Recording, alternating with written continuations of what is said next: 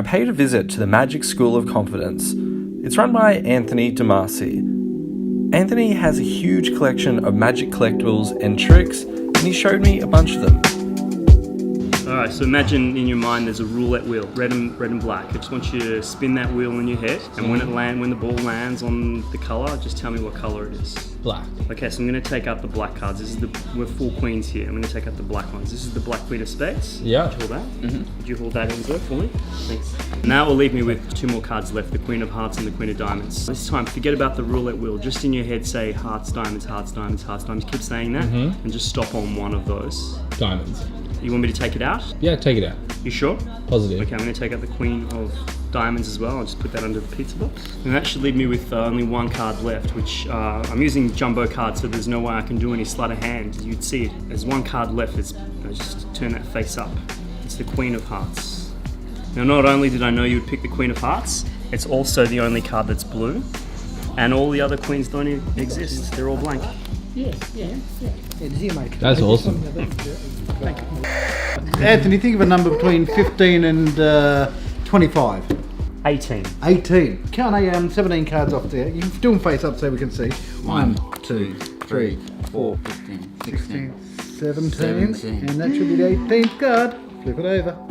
Ah. Hey! That's brilliant. Thank you very much. What do they call it? I had a really good chat with everyone about my show and brainstormed a bunch of ideas I was working on. And I also snuck in a little game of pinball while I was at it. Having gone through everything that we just discussed and what we spoke about, Yeah. how are we travelling? A month out? I am super excited about where you're at. Just seeing what you did at Magicians at Work blew my mind. I reckon you're where you need to be and more. And the ideas you're sharing are just the ideas I would expect to hear from a magician who's been in the game for a few years. You're starting to think like a magician in terms of the mechanics you're coming up with and the way you're thinking about segues between tricks and themes and beginning, middles and ends. Like you're legitimately thinking like a magician. And so if you ask me where I think you're at, I think it's exactly where you need to be. And I'm super excited to see what comes out in October, man. It's going to be awesome. I can't wait. This is Angie. Yeah. And this is Pasqualette. And this is Mia, the mum. Her name's Mama Mia. And this is the godmother. Her name's Chica. She's a guinea pig. Oh, what? What are you doing in there? There's a magic trick. She doesn't speak English. She just said, Hola, mi nombre es Chica Legrande. ¿Dónde está la Plaza Cataluña? Esta lejos nos 20 minutos. She's the godmother and she just goes in there. Okay? One day I was walking down Elizabeth Street and I saw this guy with a little cage and 2 guinea pigs in it, squealing. And I said, oh, you like guinea pig? You have guinea pigs? Oh, I like guinea pigs. Can I have a look at them? And he says, yeah, I'm taking them down to the Yarra River. What? I'm looking at him going, what are you gonna do with them? He goes, they're my kid. My kid has these animals and I want to get rid of them. I let them go in the Yarra River. Wow. Like he was actually going to take them into the river. So you took it off him? Yeah, I said, That's I bought them off him, both of them. Chica, I've had her for 6 years now. Yeah, Oh, so I right. rescued her.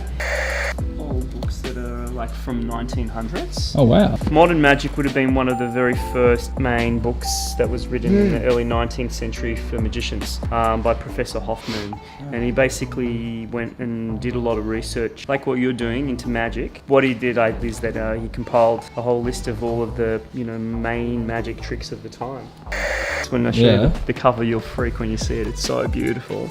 It's the Magician's Annual. This is from 1911 to 1912.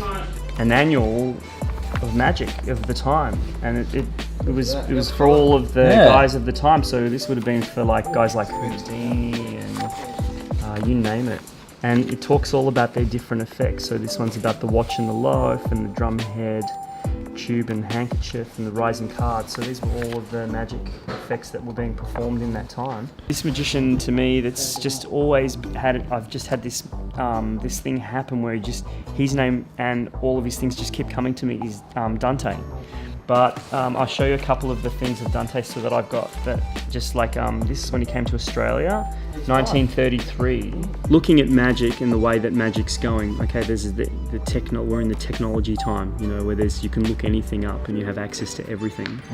But I still think that people enjoy the fantasy of not knowing how everything works. Yeah. And also the idea that in a lot of ways, the audiences don't want to know sometimes how the magic works. You know, they just love that idea. And if everyone's just saying, "Oh, this is how it works," and the secrets are so openly available, I think it loses that.